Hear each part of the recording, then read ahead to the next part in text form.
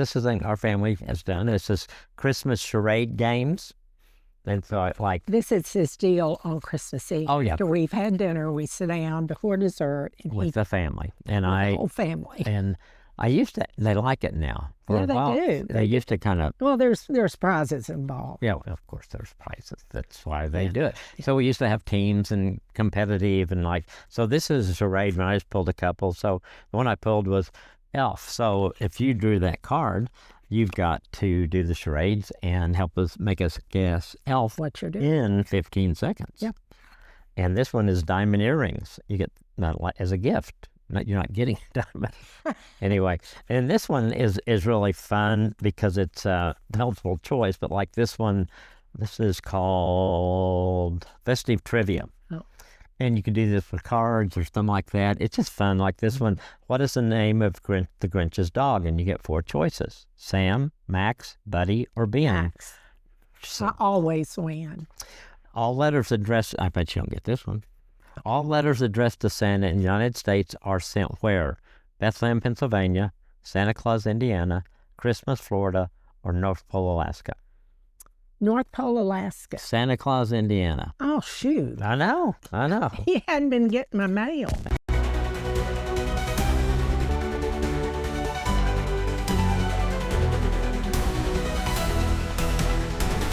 Ladies, your husband isn't always easy to read, right? But we can help. We surveyed over 600 husbands, and we uncovered their deepest desires. Discover our top 10 things husbands want their wives to understand and 10 things that you can do about it. It's yours today for any donation to Awesome Marriage.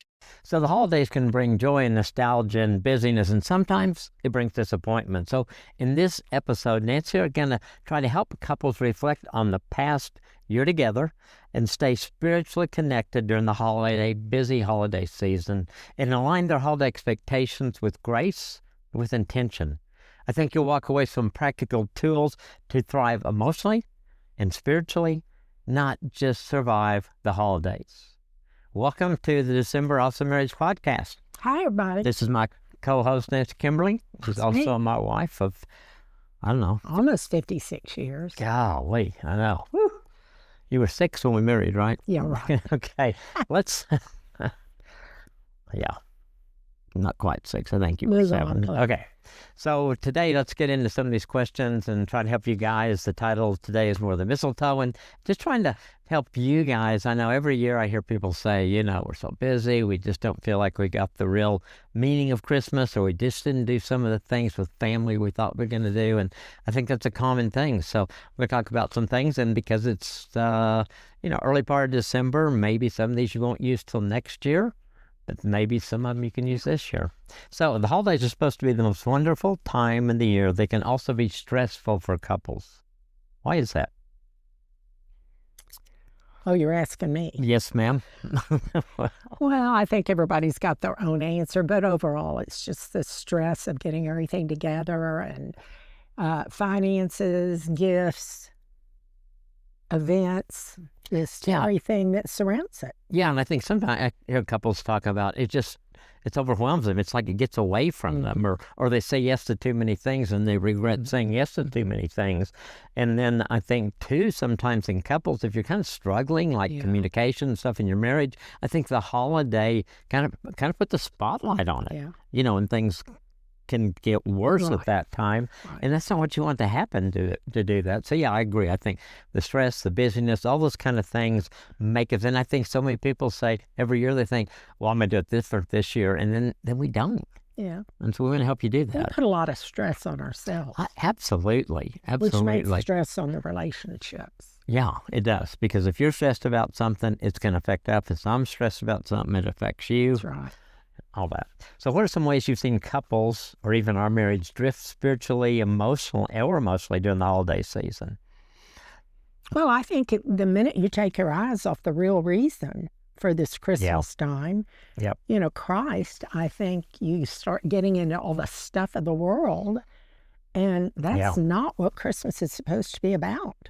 Yeah, I think it's sometimes we push aside some of the things that are important, or maybe we did earlier in the year. Maybe we're praying together well, and we think we're too busy, and we think, well, we're going to go to church every Sunday during Advent leading up to Christmas, and then maybe we do or don't. But if we do, sometimes we fight all the way to church, and the kids get out of the car and they're crying, and you're thinking, why did we even try this? What are we doing this? And so I think we want to do those kind of things. I think we can get so caught up in what we do, what our friends are doing, what our kids' friends are doing, school programs, that we forget to put Christ back into it. And I think a lot of what we're going to talk about today is just how important it is to do that, because that really is what we're celebrating. That's right. And it really is better than any of the other things. Right. Not to negate the fun things that we do, but keep Christ in the middle of it. What's it look like for a couple to stay spiritually connected, not just individually through December? In other words, how does a couple connect? Well, I think you've got to continue what we always talk about, just one-on-one connection for the both of you every day. Don't stop doing the things that are good for you just because there's all this other stuff going on. Going on. And I think that's very easy to do because you think we're just too busy. Yeah, and I think one of the things that's cool is to sit down and just each one of you share, at this point in your life, what is Christ coming, what does that mean to you? What does that mean to you in your life? Why is your life different because of that? Yeah. And really kind of get down to the crux of it. And I think when we do that and get in touch with that, it makes the difference. I think it makes us more grateful and thankful. And I think it's easy when we really focus on that. And I think it's cool because, what you may see that Christ's coming did for you now at this point may be different than me and how it's affected you. And so I think it's cool to share those things, with each other. Exactly. Yeah. Okay. Good point. Thank you. So what are a few simple, realistic ways for couples can root themselves in Christ during the holidays? Well, we just said how you need to keep doing the things that you do all year, which, we always say, pray together, have communication time, just the two of you. Take a night where it's just the two of you and do something special or not, just put the kids to bed, do whatever you need to do to get a quiet moment in the busy time, Yeah, and I think, too, you could do something like go to a Christian bookstore and get their Advent calendar. And I know the ones that maybe when you open up, there's always candy or something, but maybe there's a scripture there and you can kind of reflect on that scripture. And I think something like that helps you be intentional each day, because you might go to church on Sunday and maybe it's the first Sunday of Advent. You think, well, we're going to do stuff. And then it gets the second Sunday, you think, we don't do anything. Yeah. So if you've got kind of that, okay, every day we're going to open one of those little windows and we're going to focus on whatever scripture's there. And you can always do the YouVersion Bible app, has lots and lots That's a great idea. Devotionals and things that you can do, by yourself, but also as a couple. Yeah. I think we may have some. Yeah, we do. We have with Awesome Marriage Christmas is in there, and there's some other things. So, yeah, that's a great idea. And you can just go, obviously, you can go Awesome Marriage on the YouVersion. It'll give everything we've got. You can also put in Advent plans for couples, and it'll give you those things. But that's another way to be intentional about it and feel like you're growing. I want my faith to grow during December, during that season. So when we come out of it, I'm ready for New Year, and I feel like, man, I'm better with Christ than I was in November. Yeah. And ready to kind of tackle the new year. Absolutely. So how can slowing down, serving together, or setting aside small moments for prayer change the tone of your holiday? Let's talk about serving together, that part of it. That's a good idea, because we do like to do that too. We do.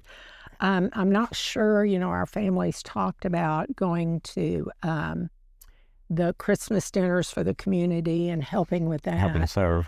But we always do. We adopt a family and that's less fortunate, and, we provide their Christmas for them. And it's just really a rewarding time. It is so rewarding. And include the kids in it. Yeah. I can remember with our kids growing up, we'd go Walmart or somewhere and we'd shop, and each one, like if it was a little girl in the family, Julie would have ideas for that. And then I think it was just, I can just remember our kids just getting to see those kids and one, I think it just made them more appreciate what they got. And then just to see the light in their eyes. I remember last year, I think, was the little kids with us, Gracie and Eli, they're not little anymore. No. They would die if they heard me say that. But don't tell them. So, but yeah, and we drove up in this place, and this little boy comes running out, and he was so excited. And it just makes you feel like, wow, this is a way, this is part of Christmas. This is giving. This is helping others too in their celebration. Well, it teaches all of us the joy of generosity and becoming more generous. Yeah, so if we're looking for ways to serve together, and maybe your church has some things going. I bet they do. You know. They probably have extra services you could, usher or greet or whatever. Right. And I know there's the Christmas box deal that you can get. And I think there's Angel Tree, where we usually go to get ours. So looking wherever you live in your community and figure out something there that, hey, we can do that together. I guarantee you'll be so glad that you did. We always For sure. Yeah. So as the year wraps up, why is it valuable for couples to pause and reflect instead of just rushing to the next thing? Well, I think you need to enjoy your time, savor it. You go to a Christmas play or a program, talk about it afterwards. Share how it made you feel or how close you felt to the Lord through it. Just kind of savor that moment. Yeah, I think that's really good. And I think too, like as you're coming into the year, we have one of our resources we have is the annual marriage checkup guide, which has some questions there to kind of help you connect and kind of what have we done this year? What are we going to do moving forward? And just to kind of get some things in your mind, because I think if today we're so much around us and so busy, if we're not intentional, things just don't get done. That's right. And then you just go to the end of December and go, what happened? Right. What we do? And then you get to January and you make a New Year's resolution that you're through with in 2 weeks and all that kind of stuff. Yeah. We used to make a kind of a bet at the gym because the first week of the new year, all these new people would come. And so we wouldn't tell people, we'd kind of make bets. Okay, I bet that person last 7 days is 112, and usually we were right, unfortunately. So what are a few questions couples can ask to reflect on their spiritual and relational growth of the past year? In other words, things like, where did God show up in our marriage? You can talk about that. Don't you have some questions? Yeah, that would be one. What's one way we grew closer? To share things like that. We'll put all these in the show notes. What's one area where we drifted? So you identify that. And then you think, okay, how do we keep from doing that this coming year? How do we handle conflict differently? What made us feel connected spiritually? Because I think you've heard us talk about a lot about how important it is to grow spiritually together. Well, if you did some things this year that did help you, are you going to carry those in the new year? How are you going to look at those things? And I think that's really important too. And look for new things too. Yep. Yes. And what do we want more of next year? And then, what do you want to do different? Maybe we say, we did this year and it was great, or maybe it wasn't as great. And it says, but let's do this next year. And just kind of keep things going and growing together. So how can couples make reflection and gratitude a life-giving moment instead of a heavy one? I think that when we reflect back on the year before, I think it's so important to put gratitude first and to think of the things that you are grateful for. And to remember those things that God has done, how you've seen God work in your lives and your marriage. And really just in that, when you reflect over that year, I don't want it to be a time when you think, we didn't do much, but some good things happen. So surface those. Just have to. And think about those. And I think that I want you to be encouraged by that when you take time to do that. So how do childhood memories or family traditions shape the way that we approach Christmas in our marriages today? Well, we've come a long way. So I think we've created our own traditions at this point. But, I know starting out, we were trying to take care of your family, my family, just trying to combine all that. And And we ended up doing a pretty good job of making sure we got everybody taken care of. And we did, and I think I don't know why, but we really began our own traditions really year one. Yeah, pretty early. You know, some things that we really wanted to be part. Now, I drove you crazy a few of those early years because I had this list. Well, didn't want you to agree that quick, but things that, you know, I'd say, hey, we need to go. They're doing Handel's Messiah here. Hey, they're doing a Christmas play here. Here, there's a show we got to see. And I think it was just, to me, it was like, to have a great Christmas, you got to have all these things, and you got to check all these boxes, or you fail. Like, I got to watch A Wonderful Life 10 times, or, you know, I don't know, all that kind of stuff. And so when I was able to, or the year you got mad at me because I wouldn't watch It's a Wonderful Life. I mean, we'd seen it every year for years and years, and I was like, I'm tired of that. I still don't understand.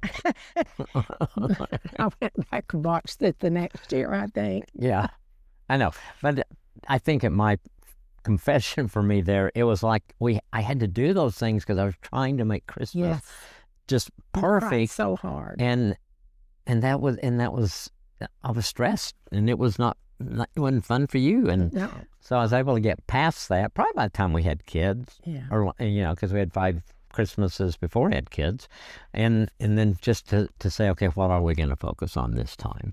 And I think by that time we had really kind of settled into the church we were in, and it was a smaller church, and we loved the people, and so I think we were able to kind of reorient some of our things at that time.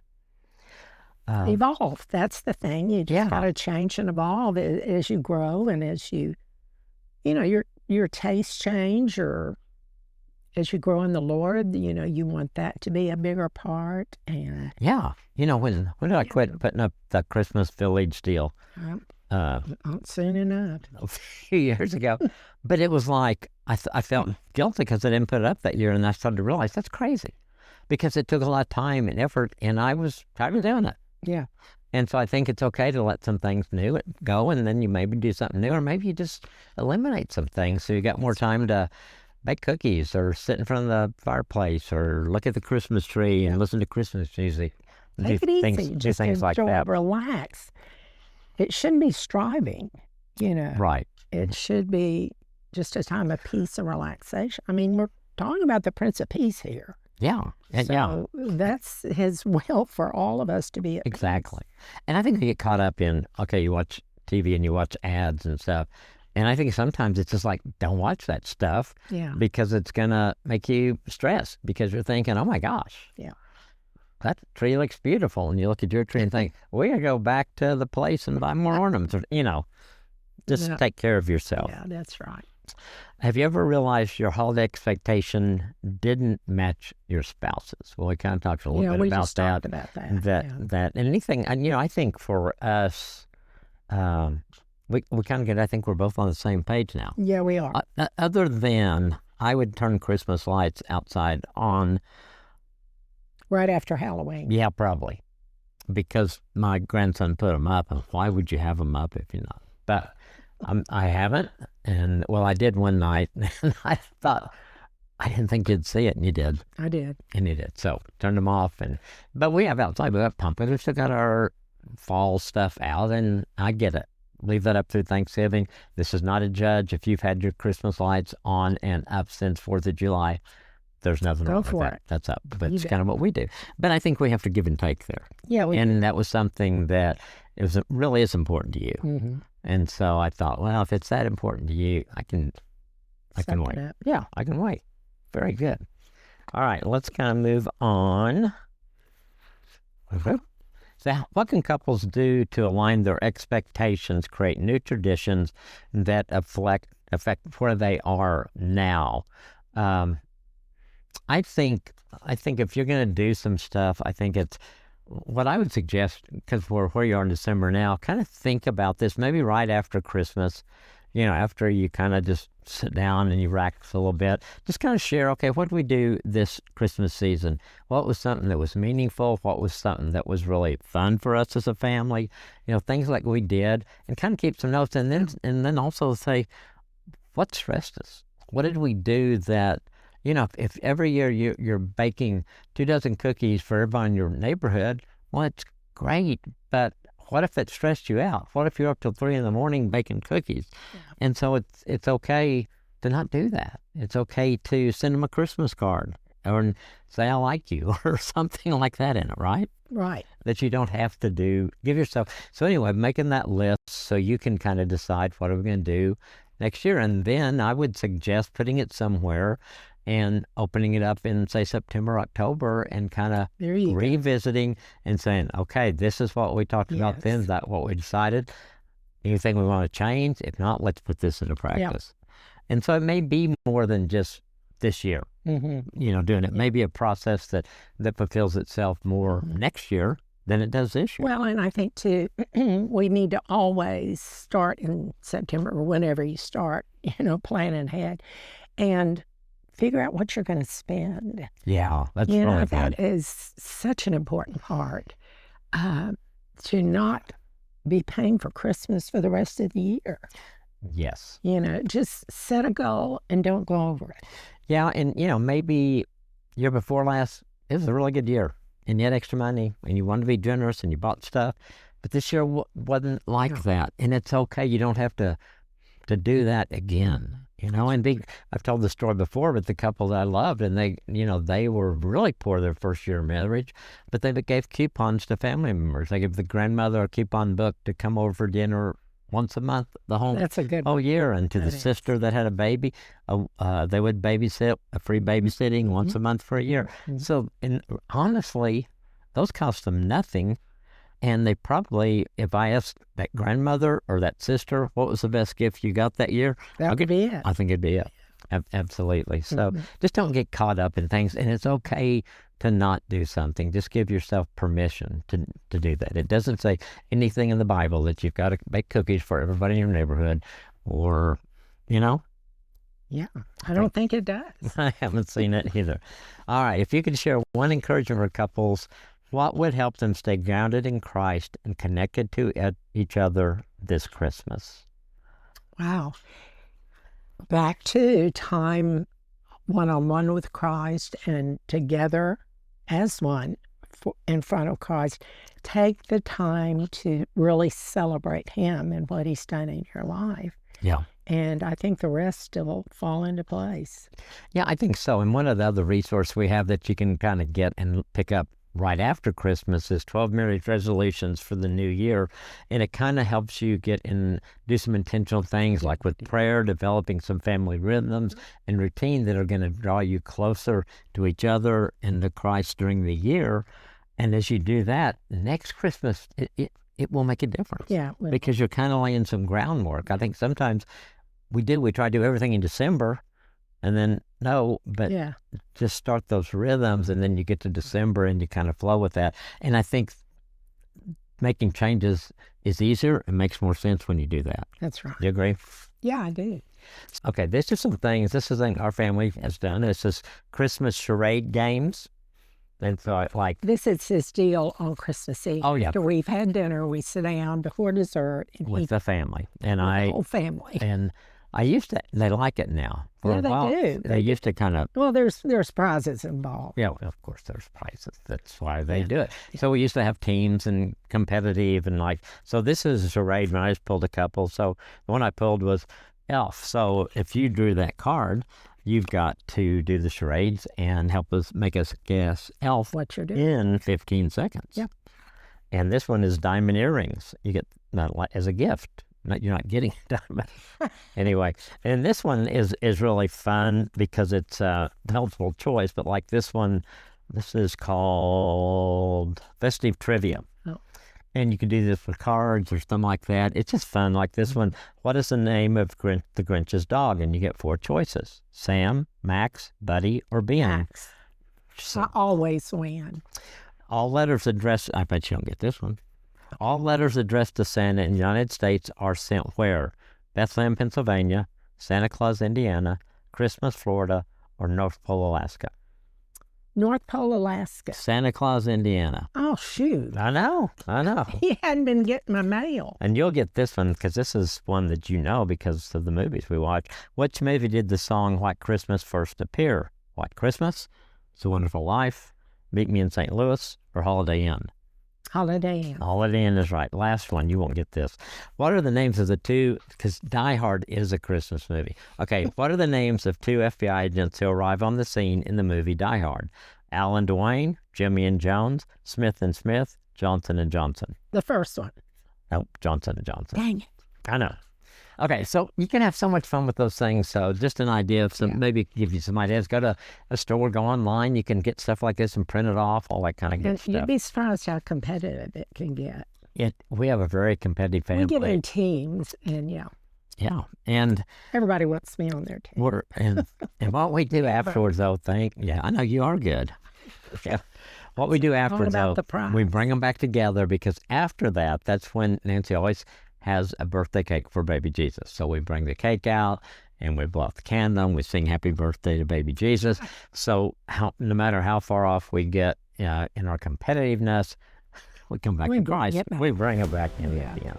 All right. Hope that helps you guys. Hope you have a great Christmas. The next 4 weeks, the podcast will be worth repeating, and we've got some great ones that Tiffany, our producer, has pulled. Julie Baumgardner on how not to fight about money.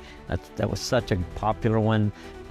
We have one on emotional intimacy, realistic romance, top 3 communication mistakes that couples make and what to do about it. And then in the new year, we've got so much good stuff. Nancy and I have stuff.